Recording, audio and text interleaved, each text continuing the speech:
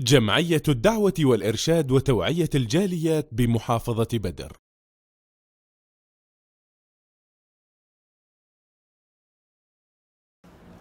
বিসমিল্লাহ আলহামদুলিল্লাহ সালাতু ওয়াসসালামু আলা রাসূলিল্লাহ ওয়া বাদ। সুপ্রিয় বন্ধুগণ, দাম্পত্য জীবন, স্বামী স্ত্রীর জীবন এই পৃথিবীতে সবচেয়ে বড় সুখময় জীবন, শান্তিময় জীবন। একজন পুরুষের জন্য সতীসাধী একজন স্ত্রী, এটি হলো জান্নাতের সুখের নীর, যেমন পৃথিবীতে আপনি পেয়ে গেলেন। আল্লাহ রাব্বুল আলামিন আপনার স্ত্রীকে আপনার অর্ধাঙ্গিনী করে আপনার জন্য সৃষ্টি করেছেন শারীরিক মানসিকভাবে প্রশান্তি গ্রহণ করার জন্য এবং আপনার জন্য প্রত্যেকটি কাজে সহযোগী হয়।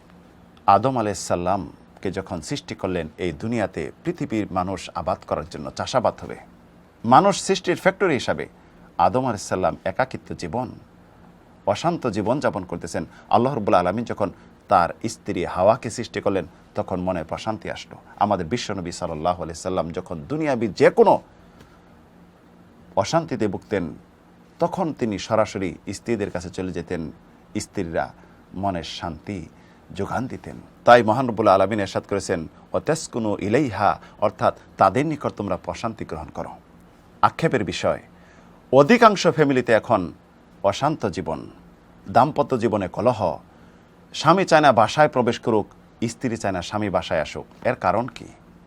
এর কারণ হলো রাসূল সাল্লাল্লাহু আলাইহি সাল্লামের সত্যিকার হচ্ছে যে দিক নির্দেশনা, স্বামী স্ত্রীর সুখ শান্তির জন্য যে বিষয়, এটি থেকে আমরা অনেক দূরে রয়েছি।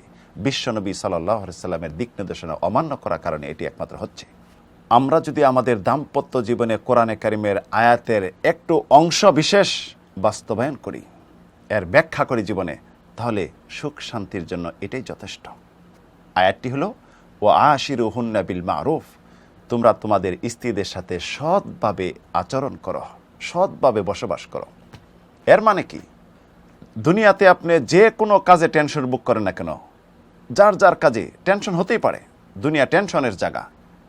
বাসায় যখন যাবেন টেনশন মুক্ত হয়ে বাসায় গেটে যে সালাম দিবেন, হাসি মুখে মুস্কি হাসি দিয়ে যেইভাবে ডাকলে স্ত্রী খুশি হয়, উমুকের মা অথবা যেই নামে ডাকলে ওই নামে তাকে সুন্দরভাবে আহ্বান করেন, ডাকেন।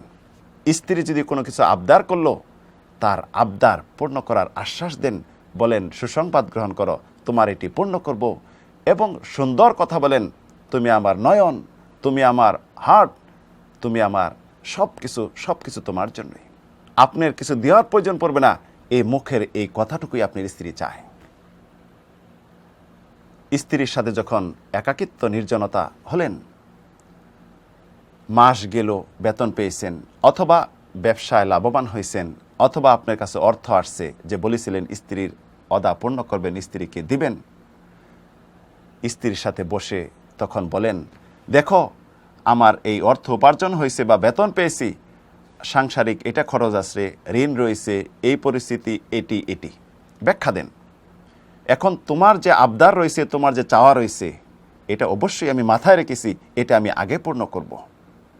তখন দেখবেন স্ত্রী বলবে, আমি পেয়ে গেছি, আমার কিছু লাগবে না, তুমি সংসারে খরচ করো, তোমাকে ক্ষমা করে দিলাম। কিন্তু এই স্থলে দেখা যায় বাহিরে যা হয়েছে এটি স্ত্রীর কাছে খাটাইতে যান, কঠিন ভাষা ব্যবহার করেন এবং মানসিকভাবে তাকে টেনশনে ফেলিয়ে রাখেন, অভদ্র ভাষা ব্যবহার করেন, যেই ভাষার মাঝে কোনো রসকস থাকে না। এই সমস্ত কাজ একজন আদর্শ পুরুষের চরিত্র হতে পারে না। বিশ্বনবী সাল্লাল্লাহু আলাইহি সাল্লাম দিক নির্দেশনা যদি মান্য করেন, তাহলে আপনার জীবন অবশ্যই 100% গ্যারান্টি রয়েছে, সুখময় হবে। খায়রুকুম খায়রুকুম লি আহলি ওয়া আনা খায়রুকুম লি আহলি, তোমাদের মধ্যে ওই ব্যক্তি উত্তম যে ব্যক্তি তার স্ত্রী নিকট উত্তম, আমি আমার স্ত্রী নিকট উত্তম। আপনি আপনার স্ত্রী নিকট উত্তম হয়ে যান গা, স্ত্রী আপনার জন্য উত্তম হয়ে যাবে। তখন দেখবেন আপনার এই দুনিয়ার জীবন সবচেয়ে বেশি সুখময় হবে এবং এই জীবন দিয়ে আপনি পরকালে পরম সুখ পাবেন।